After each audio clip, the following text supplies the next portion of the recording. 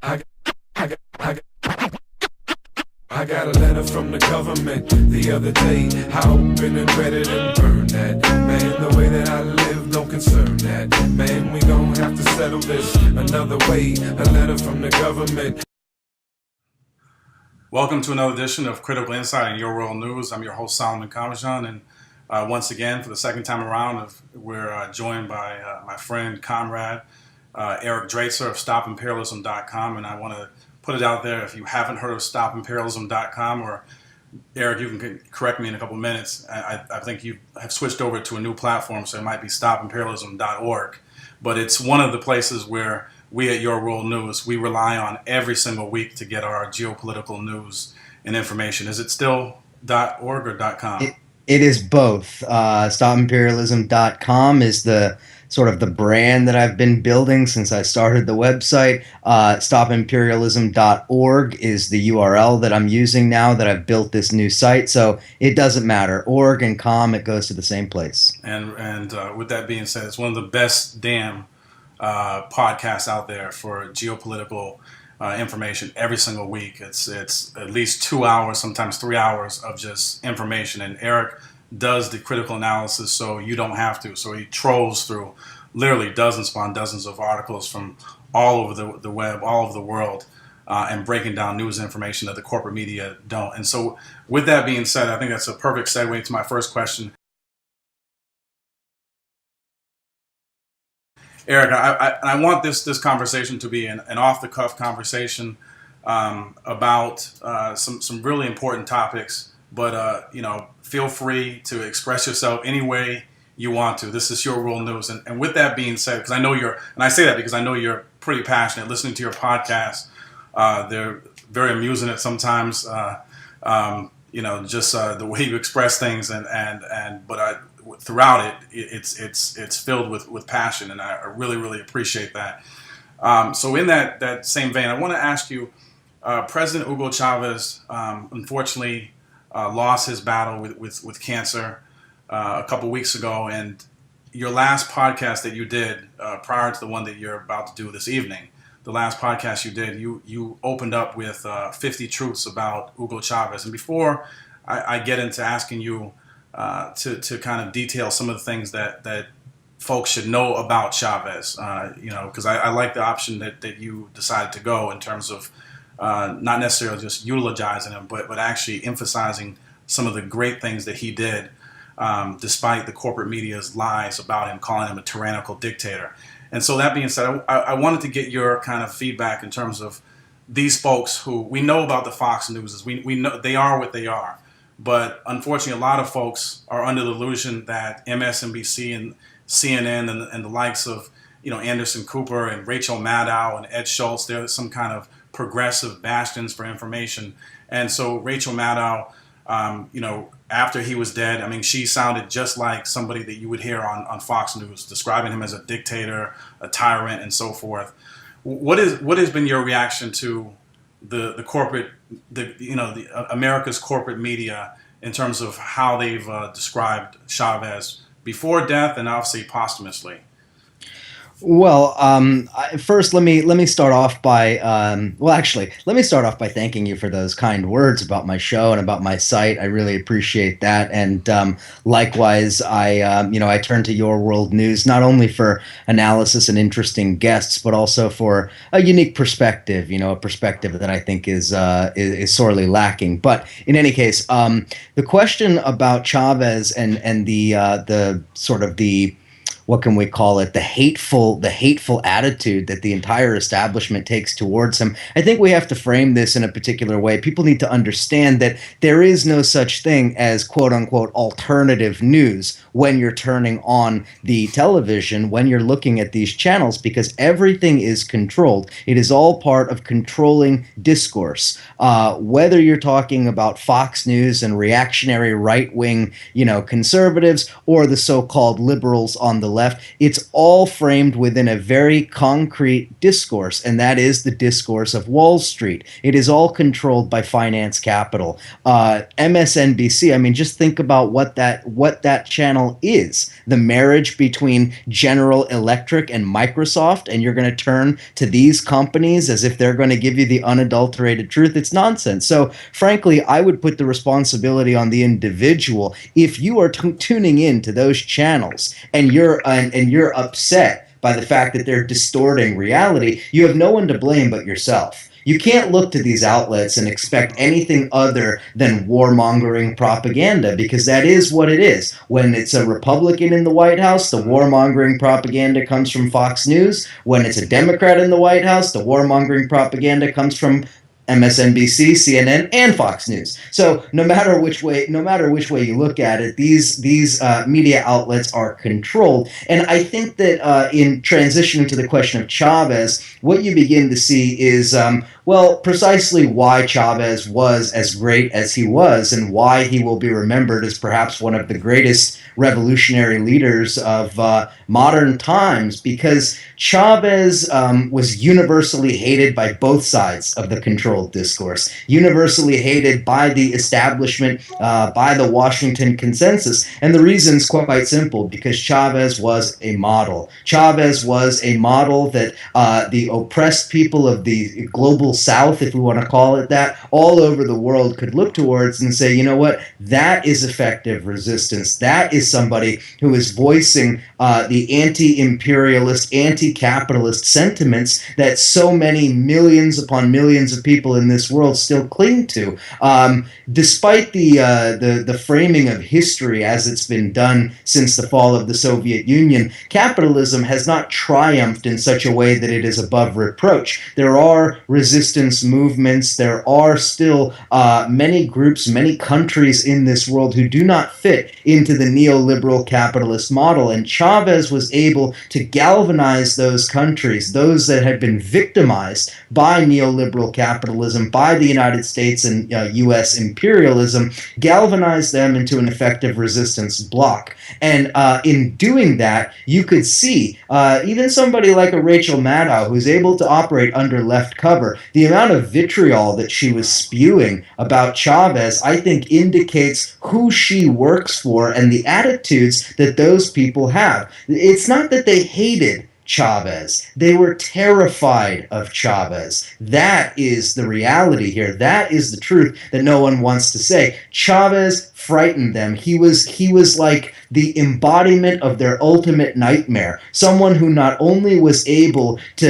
delegitimize and subvert the capitalist system, but someone who was able to galvanize global opposition. I would urge people to go back on YouTube and look up that very interesting exchange between Chavez and a reporter from Fox News a few years back, in which Chavez not only denounces Fox News, but he denounces propaganda in general and the way in which this corporate media establishment attempts to not only control the narrative, but to brainwash people, to propagandize them into believing that the United States is what Ronald Reagan told us it was, this beacon upon the hill, the city upon the hill, right? When in fact, if we are a city upon a hill, we're a city that sits upon a hill and shitting on everybody else. That's right. Yeah, appreciate that. So what are some of you don't have to name all 50, but what are some of the things that Chavez did that really endeared him to a group of people within Venezuela that had historically been marginalized? We're talking about the indigenous, we're talking about Afro-Venezuelans, we're talking about the poor. What are some of the things that he did? And I think it'd be instructive even to compare and contrast some of the things that he did there that most Americans have no semblance of whatsoever. We're talking about healthcare and free education from nursery school all the way to tertiary education. Well, Chavez's accomplishments, I think, are so numerous that we probably couldn't run through all of them. But some of the most important ones, I think I could talk about it. And I don't necessarily want to just talk about, well, this is what he did in education, this is what he did in healthcare. This is no, it was part of a comprehensive strategy. It was a comprehensive strategy to transform not just Venezuela, but Venezuelan society. The entire going against the tide of history, a history of colonial oppression and domination, a history of genocide and subjugation, going against all of that and remaking the country by reinventing the institutions in that country. See, this is critical, and I don't think anybody really talks about it. It wasn't just the programs; it was the making of institutions, and I suppose we could probably talk about it later. That is what has institutionalized and enshrined the values of the Bolivarian Revolution in Venezuela to live on beyond Chavez. But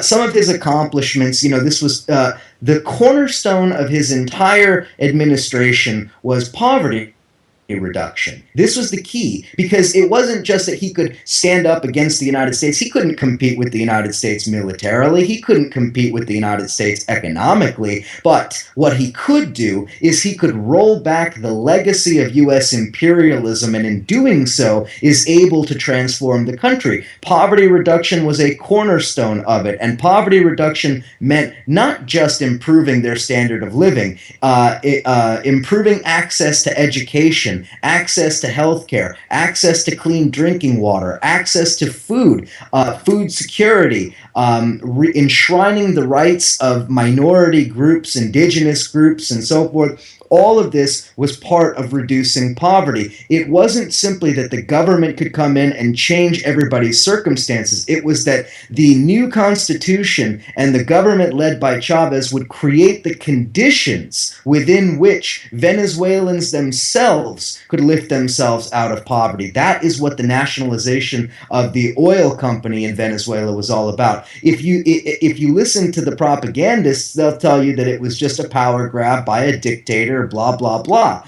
The reality is that it was a way of resisting outside attempts to destabilize his government, but most importantly, it was about what maybe in the United States we like to refer to as revenue sharing. That means that people were able to share in the profits of their own resources. If on my program I always stress a phrase, and I always say, I don't know if I made it up or if I subconsciously stole it from somebody else, but I think it's important. Natural resources are national resources. They belong to the people. They are not the gifts of a benevolent ruling capitalist class that is able to come in and exploit and make their profits to the detriment of everybody else. That is the neoliberal model. The Chavez model is exactly the opposite, and it has its roots in a long historical tradition. Look at what Mossadegh did in Iran in 1953, and look at what they did to him in response. Exactly. Look at what Allende did in Chile in 1973, and look at what they did to him in response. So Chavez's actions earned him this hatred from some of the worst elements in the world. And I think conversely, or perhaps related to that, it is one of many reasons why he was so beloved by so many millions of people in Venezuela and around the world. Yes, pressing forward, we have there's going to be an election in Venezuela I believe it's April 14th. And, if the National Democratic Institute, NDI, or NED, National Endowment for Democracy, the CIA itself, does not get involved, how do you see that election turning out? Well, I don't think that there's any dispute, even if you were to talk to some of the people on the so-called opposition side. Nicolas Maduro will win, and the reason is very simple, because Chavez wanted him to. I mean, it's just that simple, and I don't mean to make it sound more simplistic than, no, it is that simple. Chavez said Maduro is the person I want if I'm not around. that is the endorsement that he needs. The people of Venezuela love Chavez. He is beloved there by the majority of the people. And for that reason alone, Maduro is likely to win. I mean, we've seen polls saying that Maduro has, anywhere between, that he'll win with anywhere between 48 and 58% of the vote. It's unclear. I doubt he'll get that much if Chavez struggled to get that high of a vote in his reelection, but it's unlikely that he'll get anything less than the upper 40s, which means he should win in a landslide. Now, but as you mentioned, I don't think that that's really the story. If Maduro wins the election, okay, Maduro wins the election and the Chavista faction and the government can continue ruling. But the real story is, as you mentioned, what destabilization, what subversion attempts are going to be made by the powers of the imperialist ruling class in order to destabilize the government. Remember, they're not going to be able to totally destroy everything that Chavez built over 14 years overnight. Their goal is to destabilize the country. Their goal is to send it spinning into chaos, because if they can do that, then they can manage it. It's part of the U.S. Imperial foreign policy strategy. That is crisis management. Create a crisis, let the crisis fester, then come in and act as a third party in order to manage the crisis to your own benefit. Look at the way the United States conducts themselves in the Congo if you want to understand what U.S. imperial policy really is. Create chaos, manage the chaos, and manage the outcome to your benefit. And that, I think, is one of their goals in Venezuela. The attempt is to roll back all of the gains of the previous 14 years, gradually if they have to, but to erode what I mentioned earlier, those institutions that have been solidified inside Venezuela. And when I say solidified, I don't mean just codified. I mean solidified in the minds and the hearts of the people of Venezuela. When you give people rights, and then a white-skinned ruling class comes in and attempts to take away those rights, you will have civil war. Right. Thank you. And I just to one last question or comment I'd like to get from you regarding Chavez. I think it's instructive to look at what Chavez did not do.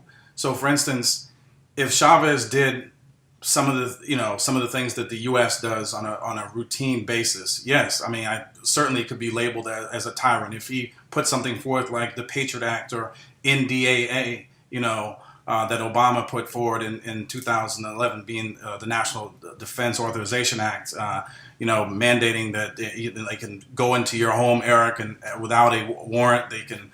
Obama has a kill list. We know they can take you in the middle of the night. They can put you in some secret CIA prison. If Chavez invaded all the countries that the U.S. continues to invade, if Chavez or Venezuela, if he had destabilized the amount of governments the U.S. has, you spoke about Mossadegh in 53, and then 54, we know Jacobo Arbenz, what he was, in 73 with Allende, and installing, real brutal dictators that were bathing the blood of people, of the Iranian people, the Guatemalans, the Chilean people. We can go on, Congo, Mobutu, go on and on and on.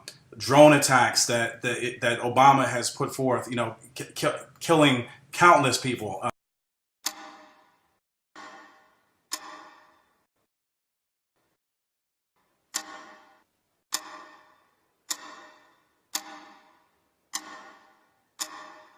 Mayazal Khan, 3 years old, South Waziristan, January 23, 2007. Noor Said, 8 years old, South Waziristan, February 14th. This is one of the most precise weapons that we have in our arsenal. Naeem Ullah, 10 years old, North Waziristan. Our counterterrorism efforts have been exceptionally surgical and exceptionally targeted. They have been very precise, precision strikes against Al-Qaeda. Fatima Khan, North Waziristan. U.S. officials say drones are highly accurate. Zayed Wali Shah, 7 years old. Drones have not caused a huge number of civilian casualties. Aisha, 3 years old. We are able to target with much more precision. Nisar Khan. All the actions that we take is totally consistent with international law. Naeem Khan. In the past year, there hasn't been a single collateral death. Orphans of the These Bismillah are easy family. decisions to make, but life isn't easy, war isn't easy. We are very careful about avoiding civilian casualties.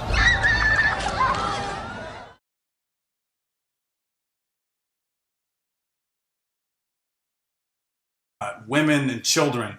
If Chavez did any of these things, he would be the tyrant, the dictator that they say he is. He did none of these things. And so what do you think about this? To me, isn't this a lesson in terms of how magically, how powerful the United States propaganda machine is? Because all these mindless Americans running around here, taking their orders from the corporate media and just parroting everything that they hear, that they tell them. Meanwhile, at the same time, they're living under a government that operates nothing short of a tyrannical dictatorship. Yeah, one other thing that you didn't mention that has been done by Obama, and let me just say very quickly, I said Obama because I mean Obama. I'm not pussyfooting around this issue. Right. Obama is doing what I say he's doing. These are things that are happening. Okay, and if people want to name every name but Obama because they're afraid to do it, then that's their goddamn problem. Obama is responsible for his own actions. And one thing that you didn't mention that Obama's also responsible for is gouging the economic rights of his people. It is eroding all of the economic rights that they are supposed to have. It is denying the idea that they have any rights at all other than the right to be a slave to Fortune 500 companies that bankroll him. Obama is presiding over administration that is increasing poverty, increasing unemployment, increasing the dilapidated infrastructure in this country. In other words, presiding over the continued moral, political, economic, social, cultural decay of the United States and doing nothing to prevent that. On the flip side, look at what Chavez did. At the time when every so-called expert in the world was saying that you need austerity, you need to cut, you need to reduce your debts, the IMF telling all of these countries to follow their prescription and it'll be the prescription for prosperity, Chavez said no. He said no to all of that. Rather, he increased social spending, he increased investments, he increased the percentage of the GDP that was being spent on social programs. So if we want to draw this contrast, we should do it in every aspect. And what you see then is whether foreign policy, whether economics, whether domestic policy, whether, any of these issues, Chavez, one of the only ones, I would say, really represents and symbolizes what we used to call progressive values. That is to say, real progress, social progress, uplifting the poor, expanding access to all of the things that I've mentioned, improving the living situation of the indigenous people. And we shouldn't understate the significance of that. You're talking about people who have been oppressed and subjugated literally since the arrival of the European so-called conquerors, right? These people had their lives improved by Chavez, not by anybody else, but by Chavez himself, because Chavez made it a part of the program. What was the first thing that Chavez did when he came to power? Created a new constitution. Why? Not only to solidify power. I mean, we should be real. Part of it was also to consolidate power, to solidify his position against usurpers. But part of it was also to enshrine these values as basic rights. Healthcare is a right in Venezuela. Education is a right in Venezuela. Housing, I didn't even mention housing. Housing is a right in Venezuela. So to compare the two of them, Chavez presided over a progressive administration that sought to better the lot of the downtrodden. Obama presides over an administration that is run by and for Wall Street, presiding over an administration that is really part of the ethical decay of the United States. Yes, in Venezuela, those things are inalienable human rights. Here in the U.S., they're called so-called entitlements. And since you mentioned Obama in connection to economics, Obama needs to the cult of Obamanistas, the Obamanoids, as you say. I like call them Obamites, but whatever. It's still they're still connected to this cult-like organization, unofficial organization of people who are just unconditionally just in love with everything he does, regardless of how detrimental it is to human life.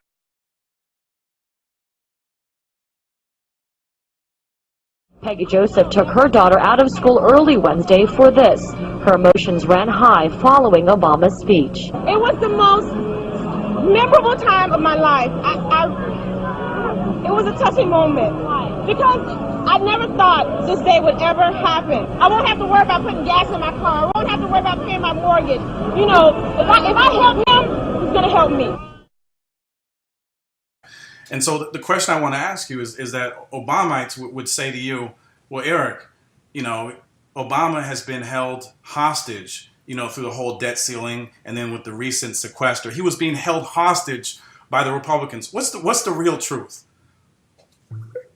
The real truth is that Obama created these situations. Obama brought it upon himself, and not by accident. This was by design. One of Obama's core principles, core values, is what can we call it? Exploitative capitalism. That is what I would call it. He is owned and operated by the wealthiest, most powerful people literally in the world, certainly in the United States. Obama works at their behest and Obama works at their pleasure. And the reality is that Obama represents what I would consider to be perhaps the most destructive strain that we have in the United States. It doesn't take any effort to expose right-wing Republican parasites. You know what I mean? This is something that is self-evident. It is obvious even on its face. When we saw Bush, how hard was it to mount an anti-war protest against Bush? Everybody comes because everybody hated him. He was reviled by, the vast majority of the country. But Obama is something different. So what do I say to those people? I say stop trying to craft your worldview around a cult of personality. Stop trying to craft your worldview around partisan politics, around red ties and blue ties, and focus on the things that matter. And what I say matters is morality. This is something that I think is severely lacking in contemporary discourse, is the question of morality. I recently was reading on somebody's Facebook page. They had a representation, a picture of Obama, and it says that, we don't stand behind Obama, we stand in front of him because we want to see the face of the man who's blah, blah, blah, blah. This kind of paean to Obama as some glorious savior. Look, the truth is Obama doesn't give a shit about the poor. Obama doesn't care about blacks. Obama doesn't even want to talk about blacks or about being black. Obama wants all of that removed from the narrative. What does he want? He wants to reach across the aisle. He wants to work with his Republican partners. And notice he calls them his Republican partners, and he's correct. They are his partners. They are his collaborators. They are his co-conspirators. Now, you mentioned the so-called fiscal cliff, the debt ceiling, and the sequester. Let's talk about the sequester, since that was the most recent one. Obama created the goddamn sequester. Let's remember, the Simpson-Bowles Commission was brought into being by Obama in 2011. He created the commission for the purposes of creating an artificial deadline by which, no matter what happened, cuts would be made. And Obama promised those cuts to his owners. Those who control him are desperate for those cuts because it is the only way that they're going to be able to effectively survive and prosper in the middle of this maelstrom that we're for some reason calling a recession, when we all know it's a depression of crisis proportions. And as Obama presides over it, he gouges away all of these economic rights. And the sequester was perhaps the most devious way of doing that. Oh, you're not going to give me the cuts that I want? How about we have a mandatory across-the-board cut of $85 billion? Let's see how you like that. Now he doesn't, of course, care about my 90-year-old grandmother who can't go to the senior center as much as she would like because they've cut away the funding, and now she has to sit at home by herself all day, every day. Now, I say that because that's a from my own life, but now multiply that by hundreds of thousands of elderly people whose quality of life is reduced directly because of what Obama is doing. And it's funny because I get attacked by some people as saying that I blame Obama for everything. It's not that I want to blame. It's not about blame. It's about understanding what is really happening. Just read what is really happening, and the blame places itself. I didn't have a podcast when Bush was president. If I did, I would have been attacked by those people. The fact is that morality does not waver with the change of the color of the person's tie. Just the way that these worldviews that are crafted around political partisanship. Obama is I don't know what the word is. What word can I use to describe him? He is a liar. He is, I would say, a traitor. He's a traitor, certainly. And I mean, me being non-African American, maybe it's out of line for me to say it, but he's a traitor to his own people. That's for damn sure. He's a traitor to his own country by attacking the most vulnerable and most innocent people. And I think that he's a traitor to humanity because, morality, I think, is ingrained in all of us. And he's immoral or amoral. Either way, he's got to go.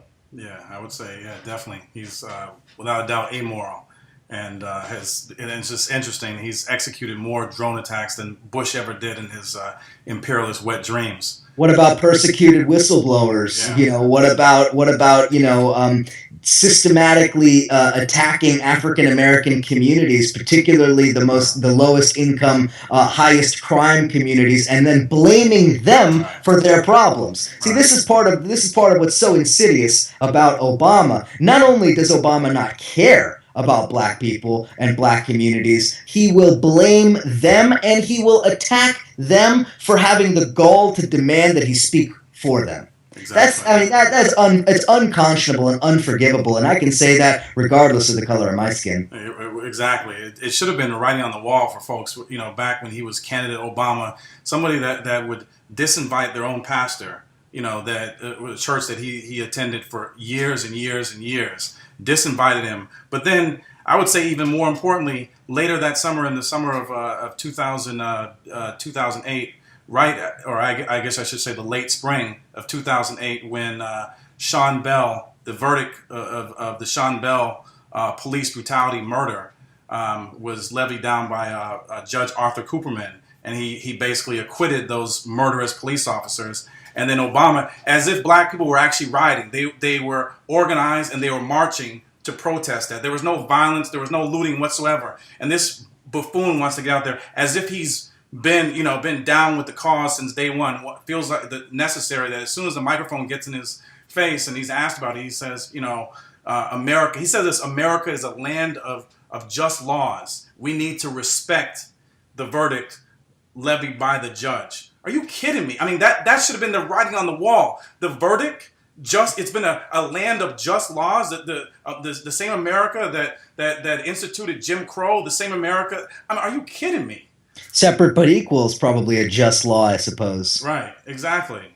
And go on. No, I was going to say, I mean, you're absolutely right. And, I picked out the Black America example, but I mean, there are many others. What about his, just absolute knife in the back for anything that we call a labor movement in this country? I mean, Obama, during his initial campaign, had said that he would be walking the picket lines with strikers who are, trying to fight for their rights and for what's fair and what's justly theirs. And Obama, as soon as he's elected, totally absent from Madison, Wisconsin, has nothing to say about right-to-work laws, and in fact is probably the most effective union-busting president that we've ever had. And I say ever because I mean ever. More effective than Ronald Reagan or George Bush or any of the worst Republicans. Why? Because he can do it and still call himself a progressive.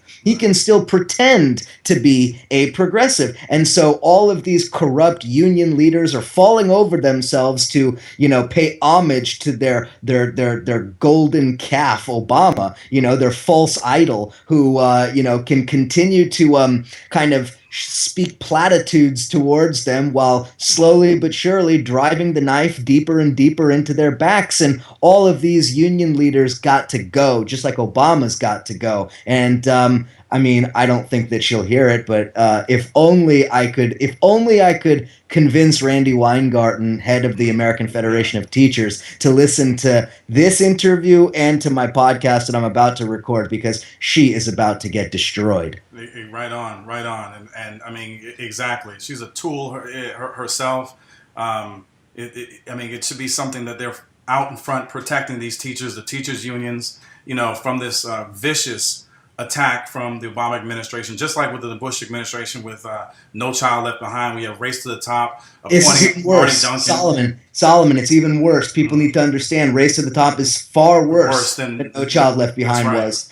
Because what it is doing is it is not just remaking the way in which students and teachers are evaluated. I mean, that's one thing, but it is actually further privatizing public education. That's what Race to the Top is all about. It is privatizing public education and destroying public sector unions. And I mean, in the case of Race to the Top, of course, the teachers' unions, the largest unions in the country, historically some of the most progressive, some of the most radical, and some of the most deeply entrenched in the communities. It is an assault upon communities of color, low-income communities, by taking away those few things that they had that were good and that offered them an opportunity to get themselves out of poverty. It is a form of resegregation in the public schools. They are resegregating them, and they're doing it in the most profitable way possible. And Obama presides over this. And it's not just something that's happening while Obama's president. He built his entire career on this. Don't forget, Obama started his career in Chicago with the Annenberg Foundation, trying to bust the Chicago Teachers Union, which, by the way, is now led by the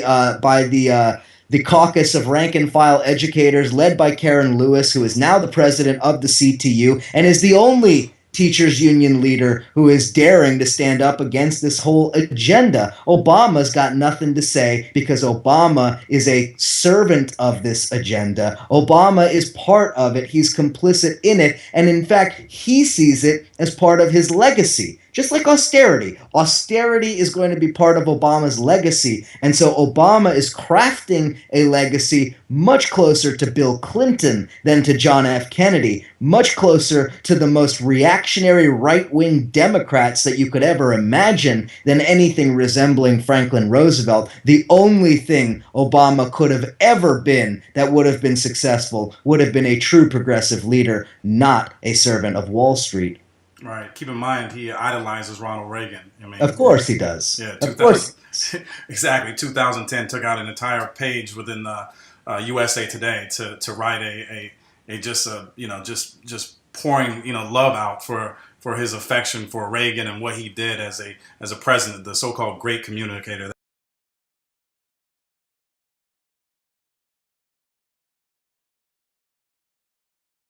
How about a constitutional lawyer who eviscerates the Constitution? Right. I mean, you don't need anything beyond that. That's enough. Right. Right now, Eric, Obama is in the apartheid, the oppressive apartheid state of Israel right now, meeting Benjamin Netanyahu, or some people call him Bibi. And no doubt, we know that on the docket of things that they're talking about, obviously they're talking about, the U.S. I mean, he said it today is reasserting its backing of Israel to, for their right to protect themselves from what? But also on that docket, they're discussing Syria, something that, a topic that you've covered extensively, more than anyone that I know, extensively. So we know from the work of folks like yourself, as well as the numerous articles that have been written out there, invested by investigative journalists who have covered this, that you have referenced on your program, that many of these rebels, these opposition groups, as the U.S. media likes to affectionately call them, these opposition groups, are in fact cold-blooded terrorists themselves. They're cold-blooded terrorists, some of which were the same terrorists that were in Libya. And So I wanted to ask you, you just covered your previous podcast last week. You kind of pulled up the veil about who is funding these terrorist factions that are on the ground right now in Syria. You mentioned France, UK, US. How so?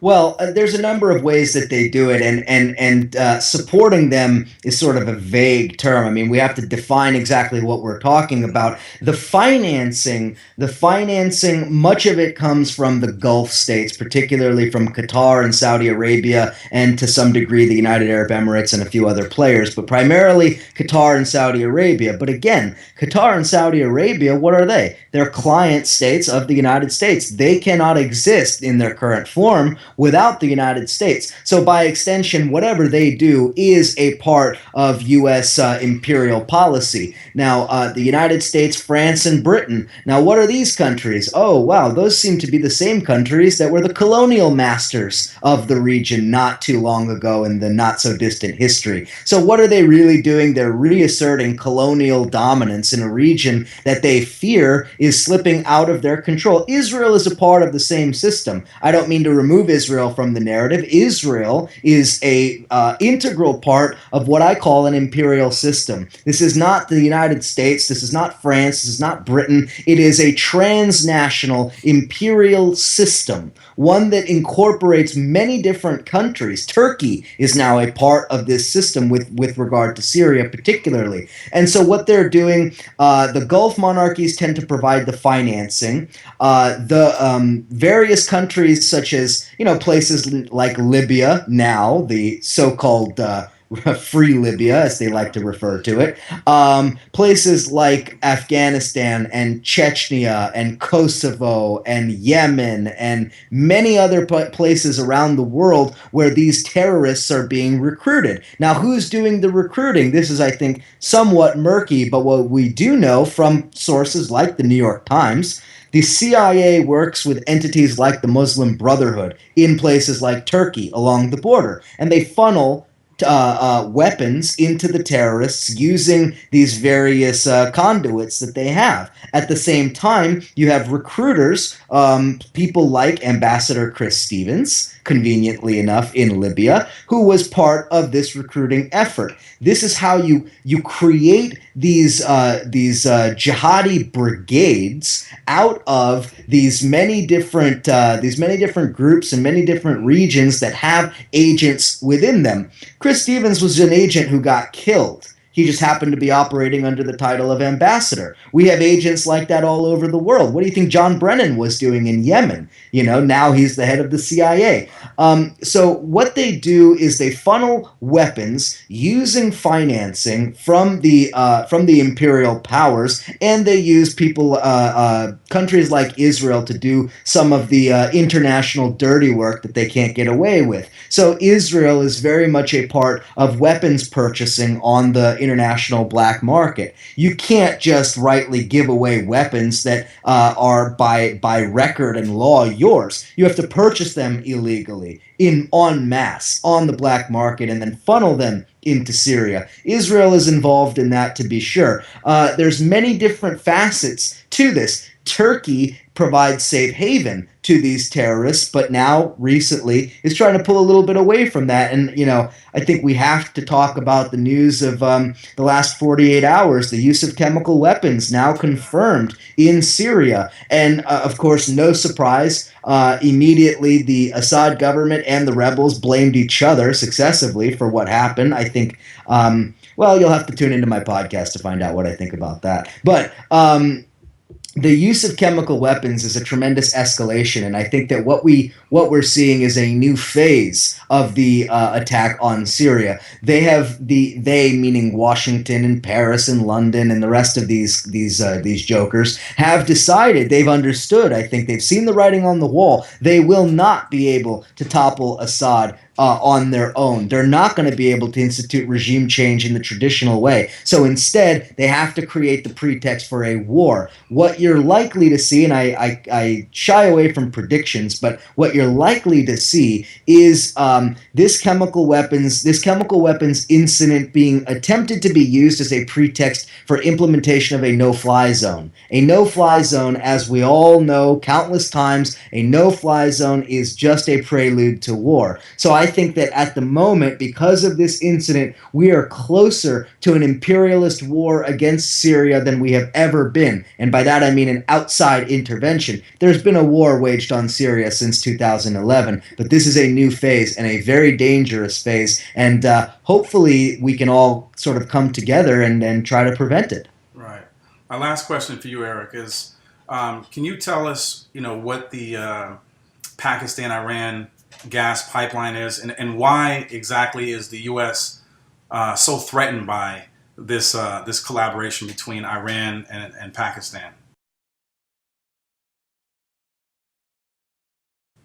Sure. Well, the Iran-Pakistan pipeline is a project that's been sort of in the works for quite a while, but it is now finally coming to fruition. This is a pipeline that will begin in the Iranian Asuleya region, a gas-rich region. It will travel, I think it's 1,700 kilometers, which is a tremendous distance, all the way across Iran into western Pakistan in the Balochistan province and all the way into the heartland of Pakistan. Now, let me just say, why is this important for Pakistan? Pakistan suffers from a perpetual energy shortage. It is considered by all of the measures, by every poll that's taken, the energy shortage is one of the two central economic concerns of the people of Pakistan, that and unemployment. They've seen rioting many times in recent years because of blackouts and brownouts and other energy shortages. So Pakistan is desperate for energy, and not just energy, but reliable energy, and energy that can be delivered directly into the country, a country that severely lacks the infrastructure that would be necessary to generate their own energy or to purchase it otherwise.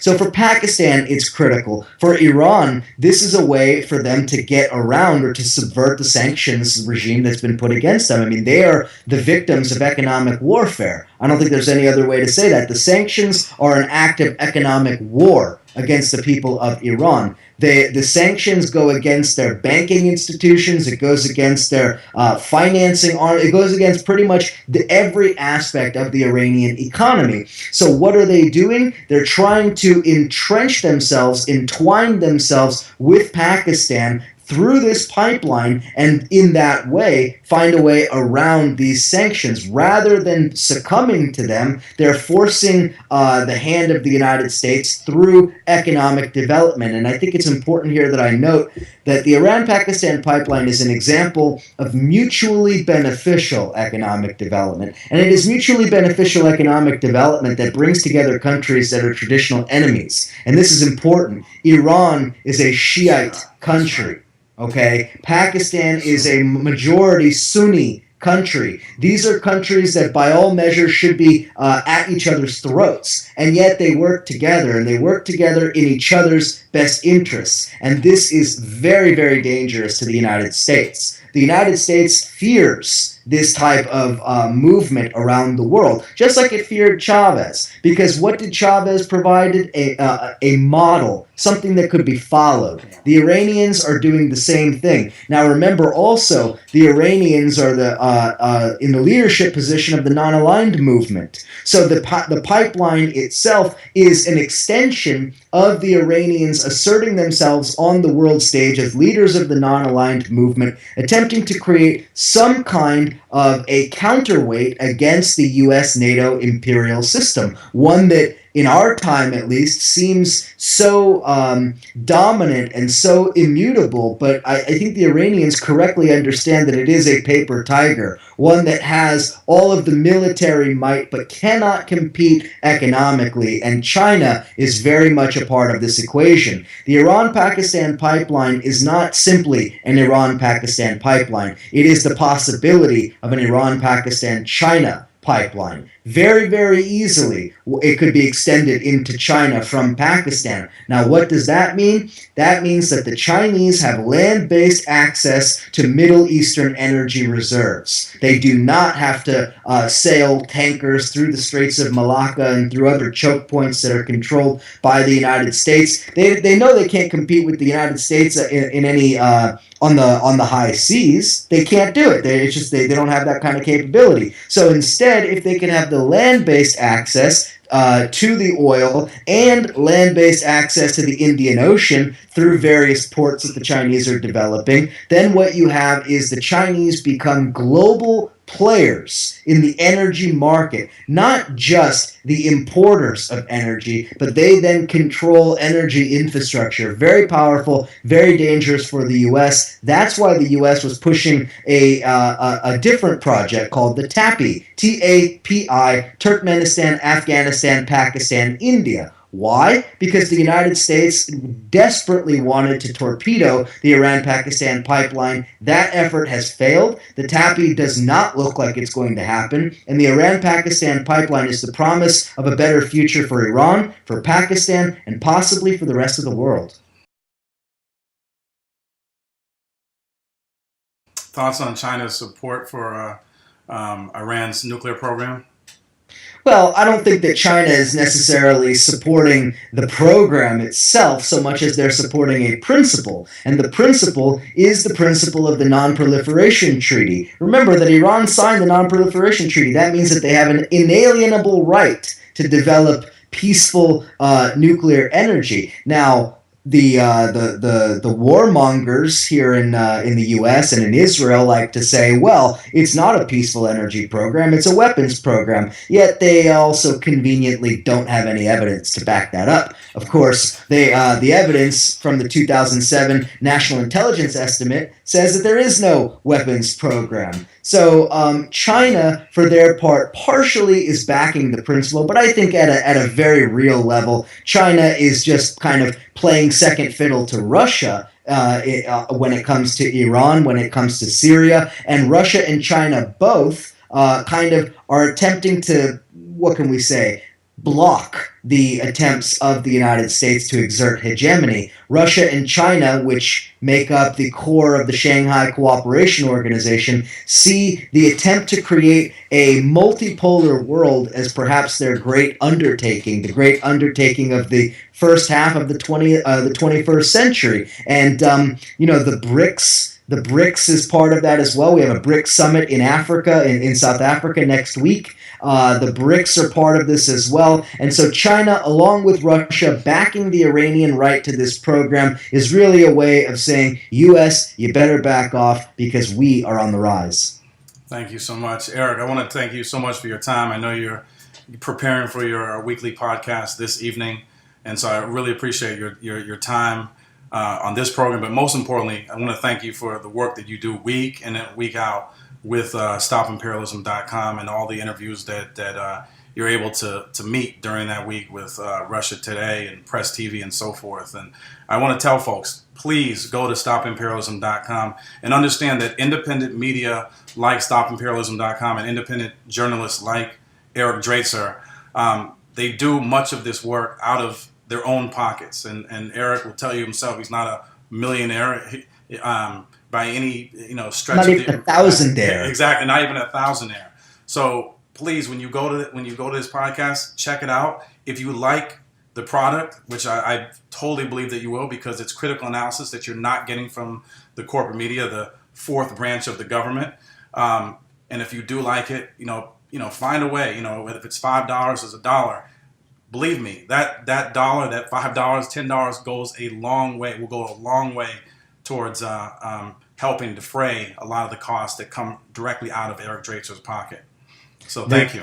There's no doubt about that, and thanks for those words. And if I could just really quickly, I wanna just make one more point or one more issue. Sure. I have an op-ed that should be coming out on RT.com. I'm not sure when. I was thinking it should be out by today, but it's not. But at some point in the next couple of days, and this is an op-ed that I wrote about the murder of Kimani Gray here in Brooklyn. I live in Brooklyn, not very far away from where that happened, and I'm sure if people are listening to your show, they're probably up to date on Kimani Gray's murder and all of all of the issues surrounding that. But it's important, and it was personally important to me, not just because of the what the NYPD did, murdering another African American young person, but I was a teacher here in New York City for 4 years. I worked with many students just like him, exactly that age. He was 16 years old. I worked with high school kids. I had hundreds of kids just like Kimani. When I saw that Kimani was murdered and the way that he was murdered, that struck me in a very deep kind of way, perhaps deeper than I probably even thought at the moment. And in writing this article, I think it's important that we understand that all of the talking points that you get from the media, they're all straw man arguments. They all want to talk about whether Kimani had a gun. They all want to talk about whether Kimani was involved with gangs and whether or not this was, something that should have been foreseen. What people don't ever want to talk about is what reality in the ghetto looks like. You have many, many, many kids who carry guns who are not gangbangers, who are not necessarily violent people, who do it because they're afraid that they will be killed if they're not prepared.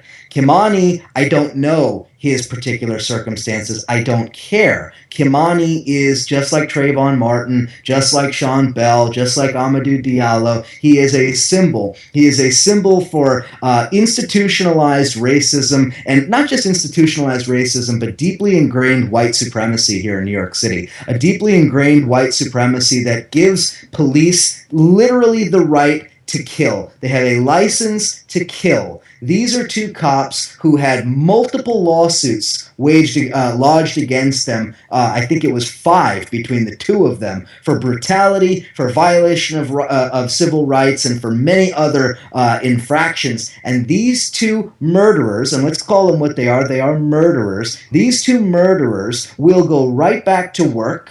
They will collect their paychecks, and they will continue to live their lives. Kimani is dead. Kimani's family is destroyed. And stop and frisk and all of these other policies, they're all still in place. So when people want to talk about, the protests and the riots that came out of that, those things are all important. But what's really important is that we recognize that Kimani Gray's murder represents what America is really all about. And I mean, I think the sort of chant that comes to my mind is, hey, hey, USA, how many more kids did you kill today? That's right. Got nothing to add on that. I couldn't agree with you more. Thank you so much for those words. Thanks a lot for your time. That's Eric Draitser. His site is stopimperialism.com.